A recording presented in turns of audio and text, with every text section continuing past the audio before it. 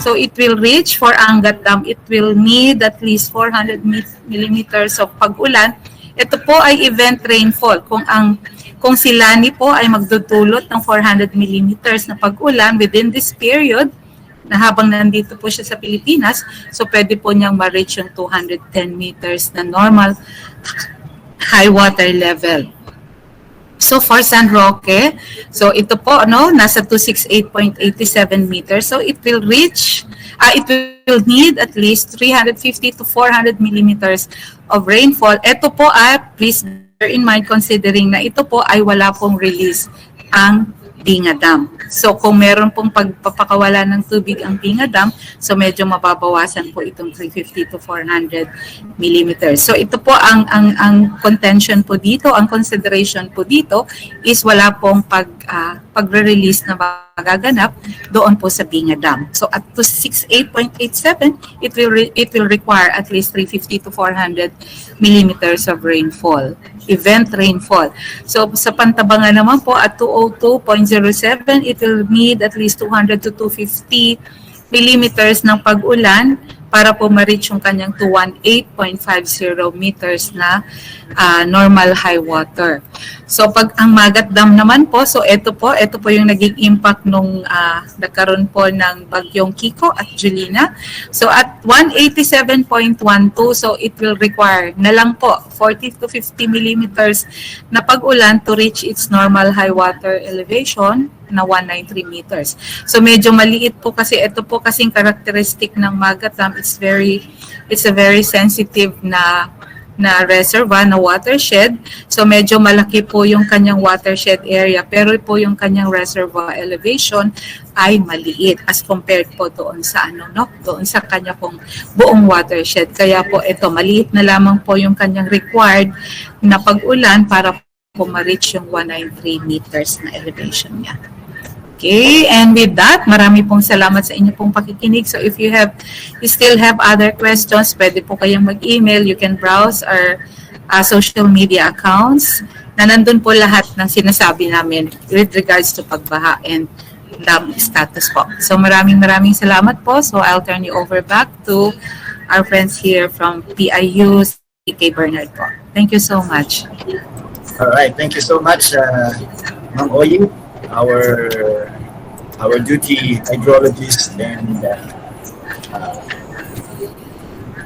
from the Hydromet Division, si Ms. Rosalie Pagulayan para sa ating hydrological updates po. Okay? Yeah. So let me just go through the attendance of some of our friends from the media and other stakeholders. By the way, we are also being broadcasted or viewed sa Facebook page ng DOST Pag-asa. Gayon din po sa ating YouTube channel. Okay?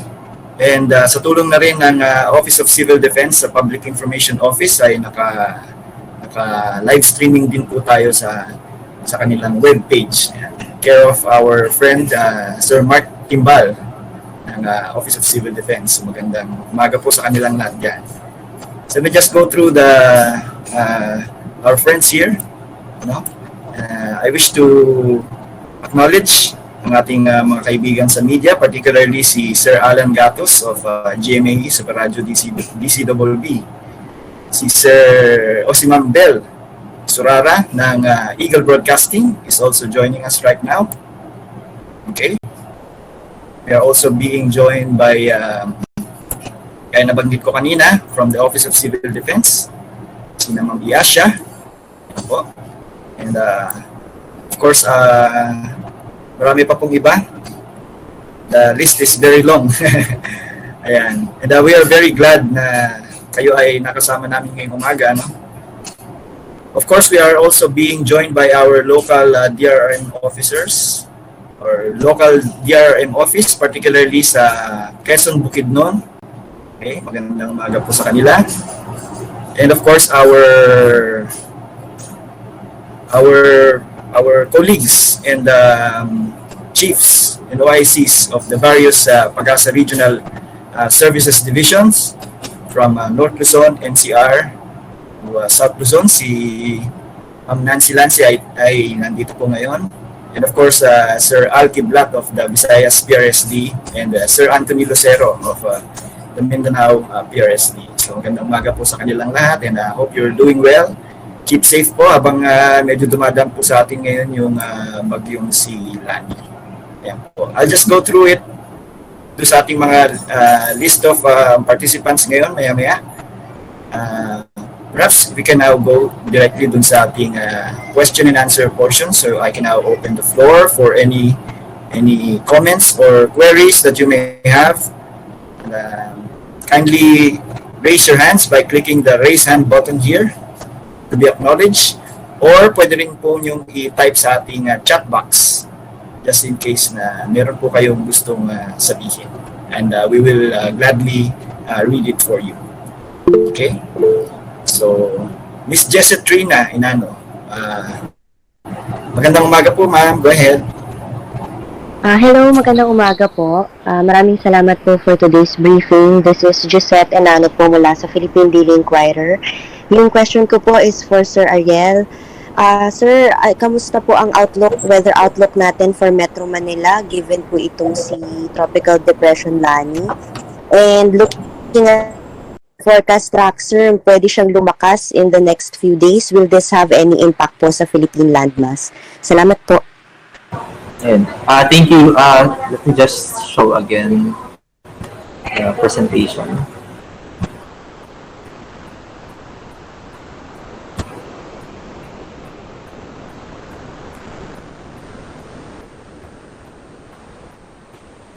So ito yung forecast track natin in the next 48 hours. Mag-i-intensify po si Lannie pag nasa West Philippine Sea na siya.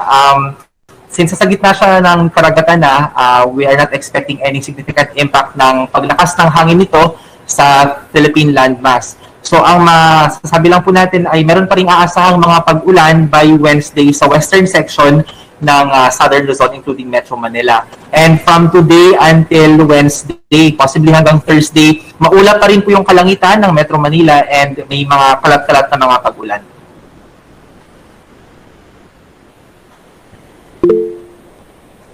Okay po, thank you so much for that, Sir Ariel, and of course, kay Ma'am Jesset ng PDI, Philippine Daily Inquirer. Si Ma'am Bell, I think, is raising her hands. Ma'am Bell, go ahead, from EBC. Medyo naka-off lang po yung mic nila. I-check po. Ayan. Good lunch po sa ating lahat. Thank you for the information po about sa Bagyo. Ang tanong ko po kay Sir Uriel, since po ito po ay mararanasan po ng ating pong publiko hanggang Thursday po, yung mga manaka-ulan na binabanggit po ninyo, ang tanong ko po, yung pong manaka-nakang ulan na yan, malakas po ba ang dalang ulan ng ating pong bagyo? Salamat po. Thank you po, Ms. Bell. Yes po, doon po sa dadaanan ng bagyo sa may central part ng ating bansa, so Visayas, northern part ng Mindanao, and Mimaropa, sila po yung makakaranas ng katamtaman hanggang sa malalakas na mga pag-ulan. Nabanggit ko po kanina na malakanakang pag-ulan dito po sa may bahagi ng Metro Manila and Calabarzon. Pero rin mismo sa may dadaanan ng malapit ng sentro ng bagyo, bagamat nakita natin sa ating satellite animation kanina, medyo hindi ganun kakapal yung kaulapan ng bagyo, marami pong umuusbong na thunderstorms sa kanyang palibot at malawak po yung area na pwedeng bagsakan ng mga katamtaman hanggang sa malalakas na mga pag-ulan. So ang areas of concern po natin na kailangan maghanda at magbantay sa threats ng landslide at ng pagbaha ay Visayas, Southern Luzon, kasama po dyan yung Bicol at Mimaropa, and northern parts ng Mindanao. Thank you po. Thank you po, Sir Ariel and Ma'am Bell, for the question. Okay po. So we are still open for your questions, queries, and perhaps some sharings kung meron po. Ayan. Kindly raise your hands lang po and we will acknowledge, or you may type in dito sa ating chat box to be read live by yours truly. Okay po. Ayan. So meron pong question from the Pampanga River Flood Forecasting and Warning Center led by Sir Hilton Hernando. So the question goes, what would be the expected effects of Lannie over Central Luzon, and when is it expected if there's an effect? So yun po yung question. Perhaps from Sir Ariel or Yes, base po sa ating forecast track and yung forecast track po yung dadaan na ng sentro ng bagyo. Pero hihila po kasi si Lannie ng hangin mula sa silangan. So, ang area of concern po natin for Central Luzon ay yung Aurora kasi since nasa windward side siya ng Sierra Madre, doon po posibleng makaranas ng mga pag-ulan. Sa other side po ng Sierra Madre sa Central Luzon, possible po na sisikat, pasilip-silip po yung araw. So, hindi po significant yung effect or pag-ulan na mararanasan doon dulot po ni Lannie. So again po, sa may bahagi ng Aurora po yung makakaranas ng mga pag-ulan. Okay po, thank you so much Sir Ariel for the answer. Yeah. So the floor is still open for your questions. Yeah. Si Ma'am Bel po may follow-up question po, I think. Alam lang, Sir Ariel, opo. Since sa Aurora po ay yung po mararanasan natin yung pag-ulan, yun naman pong dala ng hangin nun, gaano po kalakas, gaano po kayo. Thank you po. Yung pararanasan pong epekto ng bagyo sa Aurora, actually indirect effect po iyon. So hindi po siya direct dahil dun sa bagyo. So we are expecting not so much winds sa may Aurora area, yung pag-ulan lang po dahil nga hihila po ng hangin from the east itong bagyo, yung may dala po siyang mga kaulapan, pag tumama po sa bundok usually bumabagsak, kaya po makakaroon ng mga pag-ulan sa Aurora. Thank you po. Sir Bernard, meron ng question kay Ma'am Oyi. Sige na po. Ma'am Oyi, lang po, hindi ko masyado pong nakuha po yung kapag ka na-reach po yung level po, yung sa mga dam po na binanggit niyo po kanina, hindi ko masyadong narinig po yung sa level na mga drum na 210, ano po bang daw yan? May binanggit po kayo kanina eh. Hindi ko masyadong rinigan po. Pwede pong pakita po. Yes po. Ang tawag po doon yung normal high water level. Opo. Normal high water level. Opo. So yun po yung kinoconsider na pwede siyang magbukas, mag-open. So depende po yun sa inflow na papasok po doon sa ating mga reservoirs. Pero sa kasalukuyan po lahat ng dam nasa normal water level, tama po ba? Yes po. Opo. So far, ngayon po. No? Opo. Hanggang ano na po yan? Kasi in-expect natin yung malakanakang pag-ulan ng Thursday, magdudulot ng mga, syempre may mga ulan po yan. So wala po tayong nakikita na, o meron po ba tayong nakikita na posibleng pagtaas sa level po ng ating water dam? So there could be, kung mayroon po, gaya po dito sa yung nasabi po ni Sir Ariel, meron po mga pag-ulan, meron mga localized thunderstorms that could happen within the watershed. So pwede pong magkaroon ng slight na pagtaas po ng ating mga elevation sa dams. Di pa po na-mention ko kanina, meron po akong binigay na amount ng rainfall. So that will be the more or less ganung rainfall. Kung ito pong event na to ay makakapagbigay po ng ganon kalaking pag-ulan, like say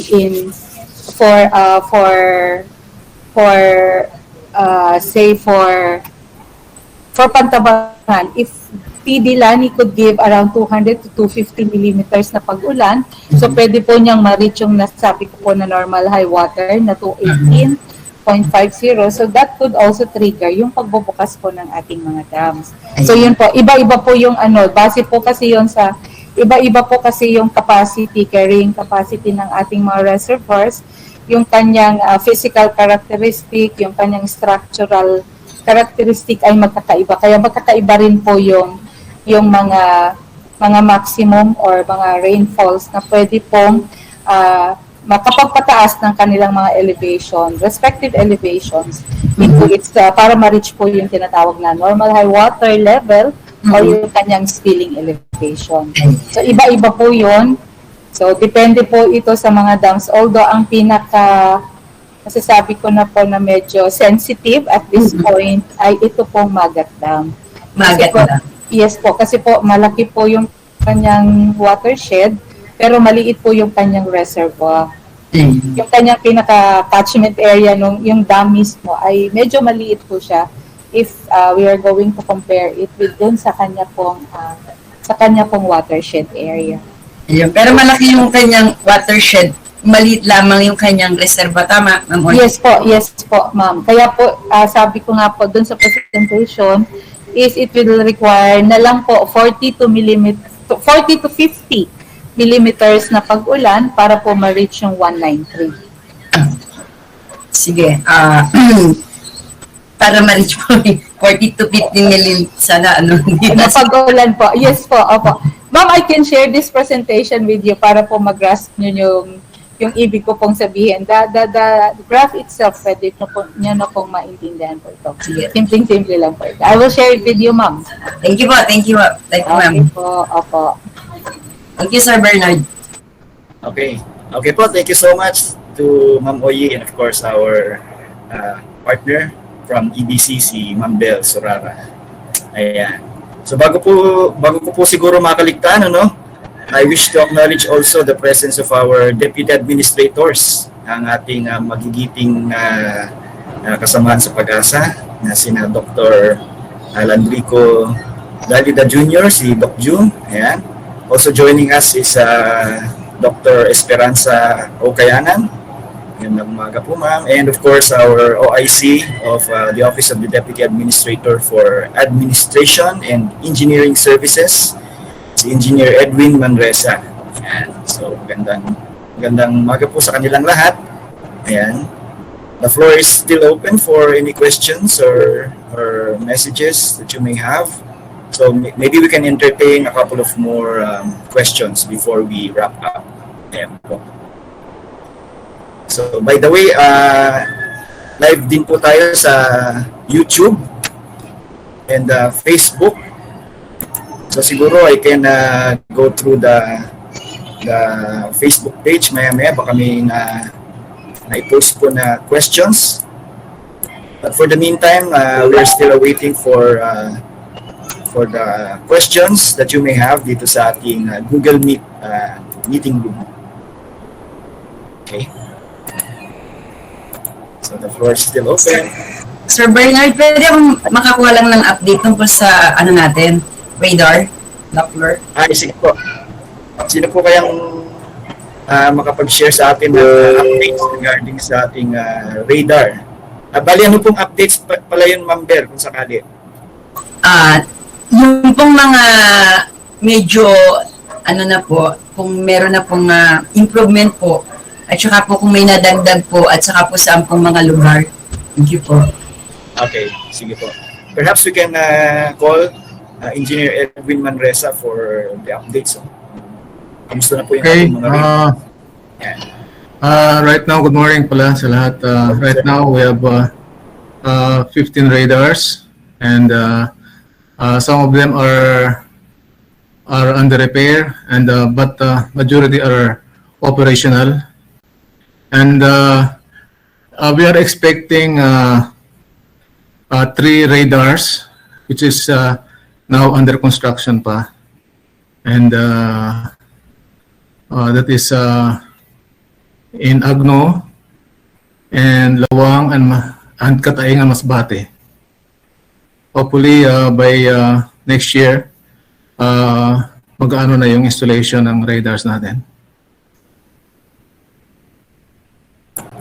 Okay po, sir. Thank you po. Thank you po. Thank you so much. Thank you, Sir Edwin, Engineer Manresa, for the updates. Yeah. Siya po yung ating tumatayong officer in charge as a Deputy Administrator for the Admin and Engineering Services. Hawak po niya yung mga radars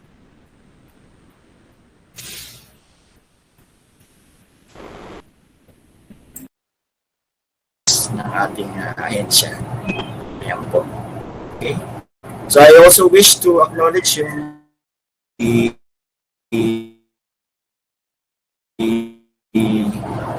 ating mga colleagues from different offices, from the central office ng Pag-asa, at saka yung ating mga field offices all throughout the country. So thank you for joining us on this press conference ngayong tanghali. Yan. So, we are also being joined sa FB Live ng ating mga kaibigan, sina Junji Balangquit, watching from LGU of Pambuhan, Northern Samar. So keep safe po sa kanilang lahat dyan. Ano? Alam ko medyo mabagyo po yung ating panahon sa mga oras na ito, no, dyan sa inyong siguro wala na tayong nakaligtaan. No? Sana po yung... Ayan, by the way, si Ma'am Sian Narvades is also joining us dito sa ating Google Meet. Yan po, magandang tanghali po sa ating lahat. And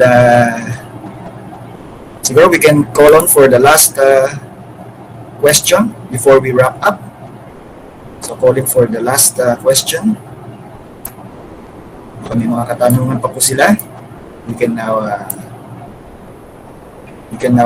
raise our hands or i-message po dito sa ating chat box para mabigyang linaw po yung ating mga katanungan. Okay. Ayan. So, by the way, kung may mga kailangan po kayong karagdagang impormasyon, no? Maaari nyo rin pong magbisita ang aming website. Napakaraming impormasyon po na makukuha regarding sa ating binabantayang bagyo at sa mga bagay-bagay tungkol sa ating mga produkto at serbisyo dito sa ating ahensya, DOST Pag-asa. Lagi pong ugaling mantabay sa anumang mga updates na ating ipapalabas sa YouTube tsaka dito sa ating FB or Facebook page. Yan po. So,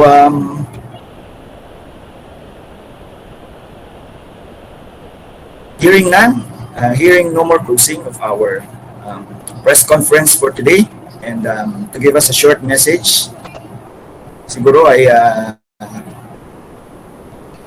we can now call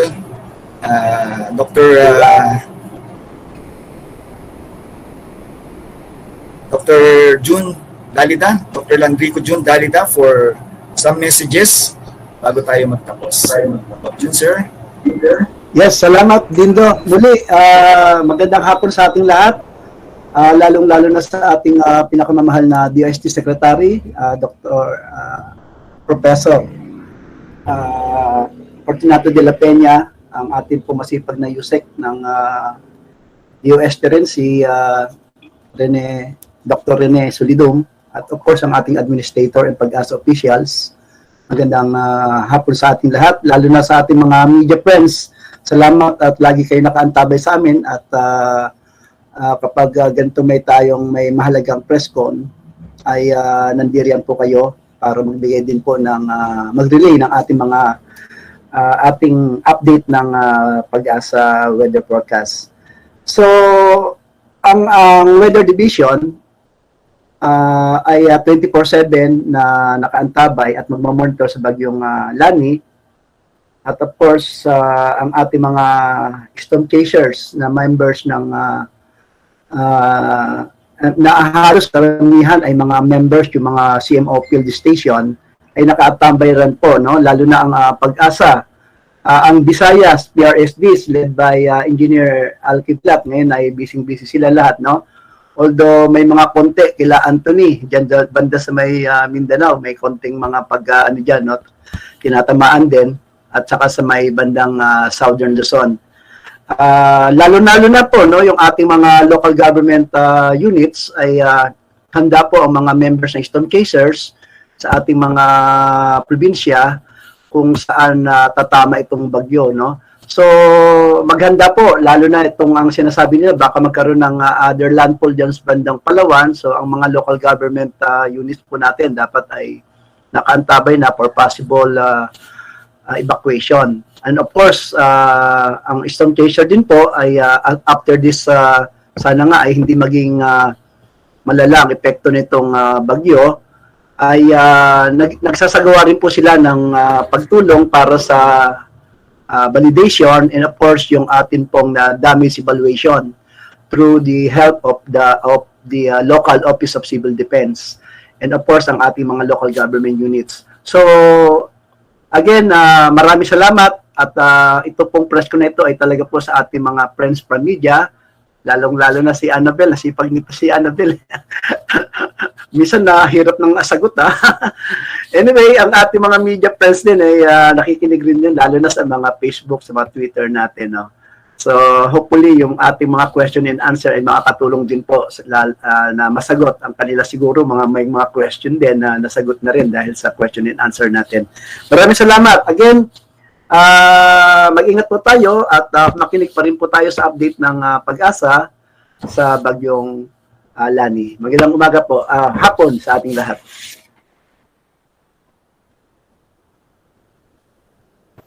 Okay po, maraming pong salamat our Deputy Administrator for Operations and Services, si Dr. June Alita. So siguro, nating we can now call this a day. So mag-ingat po tayo. Also thank you for our colleagues sa ating mga Deputy Administrator, kay Dr. June, SP, Sir Edwin, administrators, salamat po sa ating division. Ingat.